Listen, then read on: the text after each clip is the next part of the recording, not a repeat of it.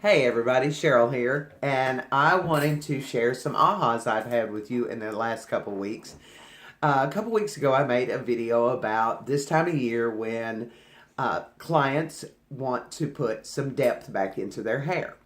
And I spoke to the verbiage of it. So the day before yesterday, I decided to make a technical video about it and show you guys how. Set it up, had everything just so-so, and didn't even start the video till the last section. And it still took longer than I intended for it to do. And I was actually going to delete it. And I was going to delete it because of the angle that I shot it from. I'm still learning this whole game here.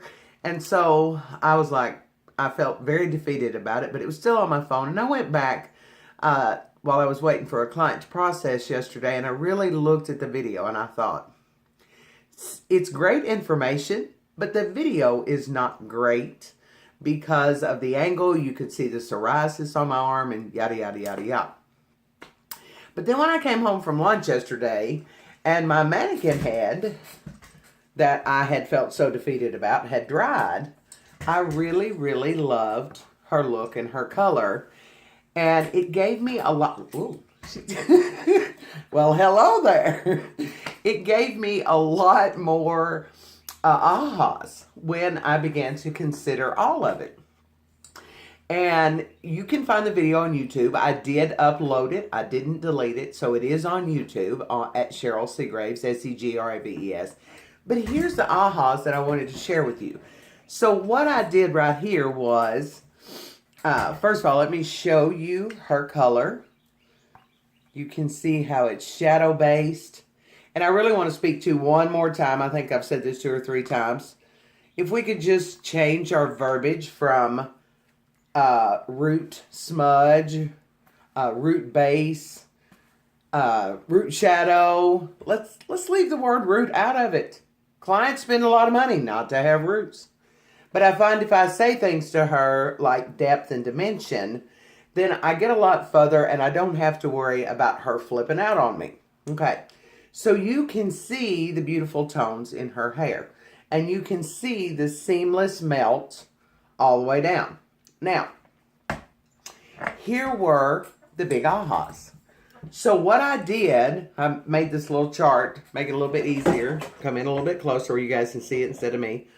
This represents the scalp. This is the strand of hair, and right here at the scalp I used 5VV and 6A color sync equal parts with 10 volume, and I used very little on my brush and applied it just right here, just right there at the scalp.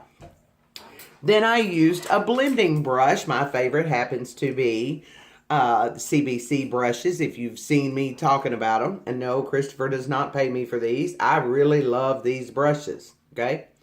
So they fit in right there.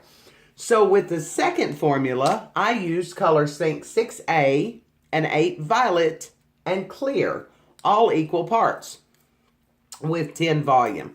And then I used my CBC brush to go up into the first part, and I pulled it down. And I did that all over the head. So my scalp area was applied first, then into the mid shaft right there. Probably about this, all this together. It's probably not, but about 1/3 of the way down. Then I mixed Color Sync 8A, 8V, and Clear and melted it all the way to the ends using the other CBC brush because they fit together. And then I used my hands, with gloves of course, to melt the color through to the ends. Now here is why I think this is so important. Now her particular shadow root, see, I'm still trying to train myself not to say it.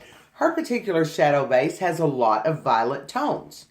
And that's okay, because she's a mannequin head, it's not a big deal. But, and here's the but, I could have changed that formula to 2 parts of 6A and 1 part of 5VV and had less of the violet. Depends on what kind of tones you're trying to work with.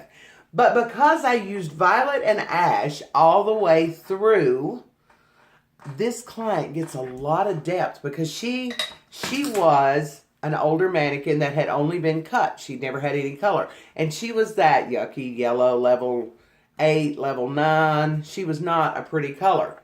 Okay?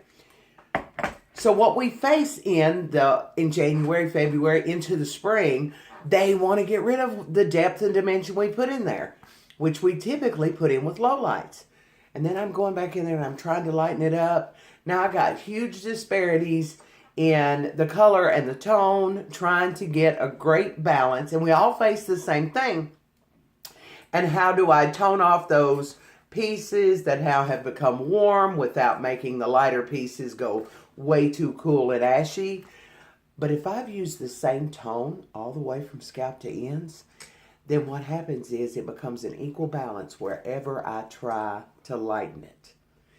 And I don't have as much of a challenge.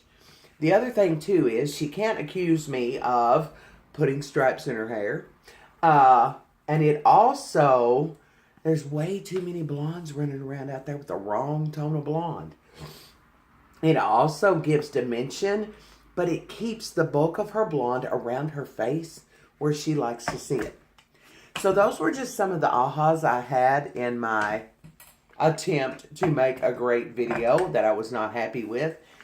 But to make sure and set yourself up for success and in the spring. So those were my thoughts. I wanted to jump on here real quick. I'm also going to upload this to YouTube at Cheryl Segraves, CHERYL SEGRAVES. And the results of this mannequin head are posted on Instagram at Color One Up. That is COLOR, the number 1 and up. Join me there and look forward to more videos. I'll be in Birmingham working a hair show this weekend. And I'm going to do some live videos and so on and so forth. I hope you guys can join us. Have a great day.